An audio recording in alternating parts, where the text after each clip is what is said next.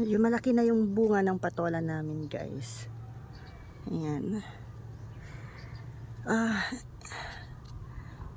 Ayan siya, may spike. Anong tawag dyan? Yung mga ganyang klase ng variety ng patola. Hindi mga ganun kalaki yung puno niya. Ayan.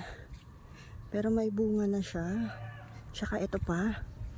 Ayan. Ayan. Ayan siya. Ayan pa. Ayan. Mabilis lang to. Ilang linggo lang to malalaki na, guys. Pwede na siyang anihin. Yan lang. Ito lang yung puno niya. Ganyan lang siya. Ginawa namin siya ng ayan, magagapangan. Para mas madami siyang mabunga. Ayan. Tsaka ito.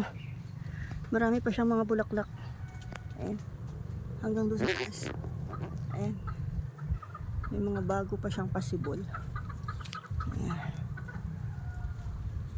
Update, guys, wala pa pala siyang 2 weeks. Ayan, malalaki na siya. And meron na tayong isang malaki dito. As in, malaki na siya. Ayan, wala pang 2 weeks. Ayan siya, oh. Marami ng bunga ulit. Lalaki na. Kukunin na natin. Ito. Akala ko nga, guys, aabot siya ng 2 weeks. Ayan, wala pa palang 2 weeks. Pwede na siya. Kunin na natin. Kunin na natin siya.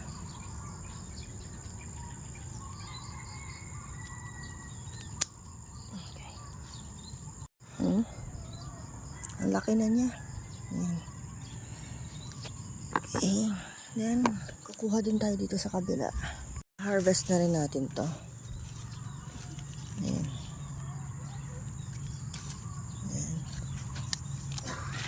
Ayan siyang malalaki. Ito. Kuha tayong malunggay. Ito na lang. Ayan.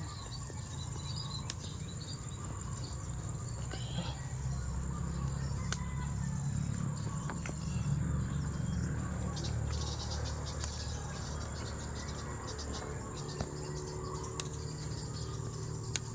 Ayan. Ito na yung mga nakuha ko, guys. Ayan.